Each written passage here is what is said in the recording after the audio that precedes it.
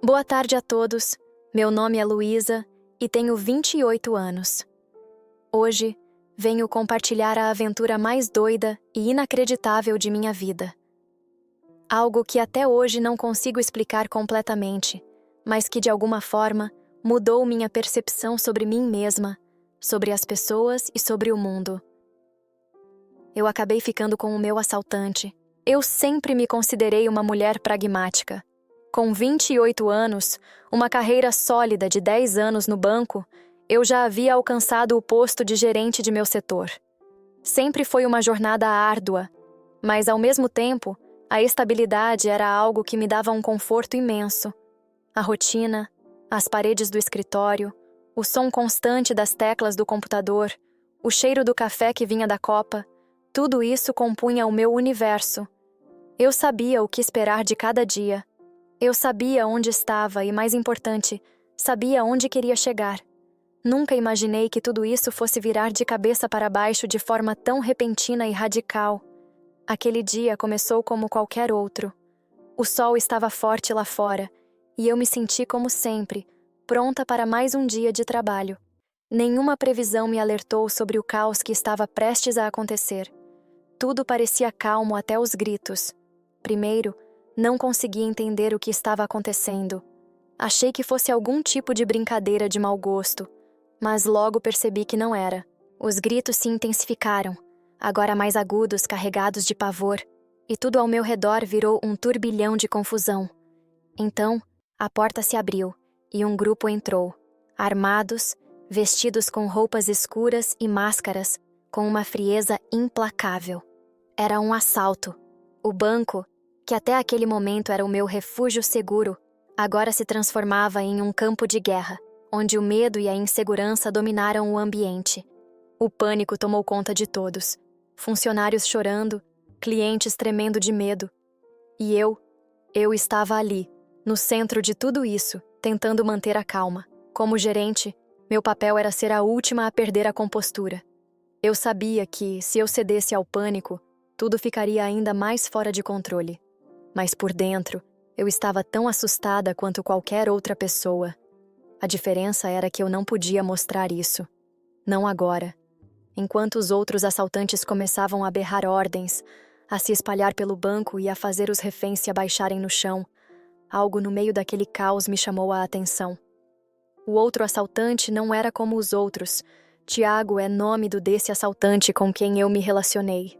Enquanto os outros estavam nervosos, berrando, ameaçando, ele parecia estar em outro nível.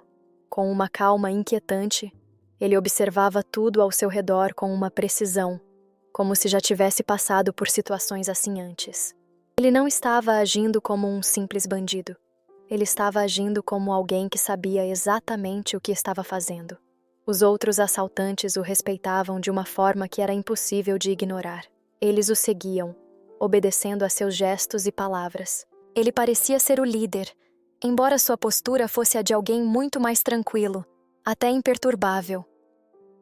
O mais estranho foi quando ele começou a se aproximar de mim. Não sei explicar o motivo, mas havia algo naquela situação que me fez sentir ainda mais alerta. Eu sabia que ele era perigoso, mas também havia algo em seu comportamento que me desconcertava. Ele não estava ali apenas como um assaltante qualquer. Não era apenas o homem armado que dominava a situação. Havia uma intensidade em seus olhos, algo que transcendia a situação. Ele parecia me observar com mais atenção do que os outros, como se estivesse analisando cada um dos movimentos meus e dos outros reféns. Algo em sua mirada me paralisava, como se ele soubesse que havia algo em mim que estava além do que os outros podiam ver. E eu sabia que deveria ser cautelosa. Deveria desviar o olhar, ignorar a atração que, de forma inusitada, começava a crescer dentro de mim. Mas, ao invés disso, eu me via atraída por ele. Não era apenas o fato de ele ser fisicamente imponente, embora fosse, mas havia algo mais profundo em sua presença. Algo que eu não conseguia entender, mas que me fazia querer saber mais. Algo que me puxava para ele, que desafiava a minha lógica, minha razão. Em meio ao caos, a violência, a tensão, a minha mente parecia começar a se focar em Tiago. em seus olhos, em como ele se movia com uma calma que contrastava com a confusão ao nosso redor. Ele se aproximou de mim como se soubesse que tinha o controle da situação. Não houve palavras agressivas, nem comandos duros ou ameaças. Em vez disso, ele simplesmente se aproximou e, com uma calma quase assustadora, me fez entender de maneira silenciosa que ele queria algo mais. Seus passos não eram apressados. Sua postura era tranquila, como se ele estivesse ali apenas para observar e sentir. E foi isso que ele fez. Me observou com uma intensidade que parecia penetrar nas camadas mais profundas de minha alma. Não havia pressa em seus gestos, como se tivesse todo o tempo do mundo para fazer aquilo que queria, para decidir o que faria a seguir. Algo nele era completamente diferente dos outros, algo que me desconcertava, mas ao mesmo tempo me atraía. "Você parece calma, Luísa", ele disse com uma voz grave, mas sem pressa. Suas palavras caíram no ar como uma simples observação, mas de alguma forma elas soaram como um enigma, algo que me fazia querer entender o que ele via em mim, como se ele estivesse me estudando, como se fosse possível enxergar algo em mim que os outros não conseguiam. E, por alguma razão inexplicável, isso me fascinava. Ele não tinha pressa de intimidar, de causar medo. Ele queria saber mais. Ele queria entender. A tensão no ar estava crescendo à medida que o caos ao nosso redor aumentava. No entanto, entre nós, havia uma tensão diferente, mais sutil, mais pessoal, que parecia desconstruir tudo o que eu conhecia sobre controle e sobre o que era certo. O ambiente ao nosso redor, com os gritos, o pânico e a insegurança, parecia desaparecer enquanto ele me olhava. Seus olhos fixos em mim eram como uma força magnética, atraindo tudo ao redor para um único ponto. Nós dois. Ele falava comigo com respeito, o que parecia tão raro naquele tipo de situação, e mais raro ainda entre pessoas como ele. Eu estava começando a me perder na sensação de ser notada de uma forma tão intensa, de ser tratada de maneira diferente. Mesmo que ele estivesse ali como um assaltante, algo nele me fazia sentir que havia mais entre nós. Não sei bem o que era, mas aquela sensação, aquela atenção, me fazia esquecer de tudo ao meu redor, até do próprio risco.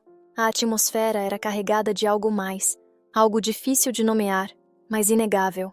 "Não se preocupe, não vou te machucar", ele disse de novo, o tom de sua voz agora mais suave, mas ainda assim intenso. Era como se ele tivesse lido meu medo e, de alguma forma, estivesse tentando me tranquilizar.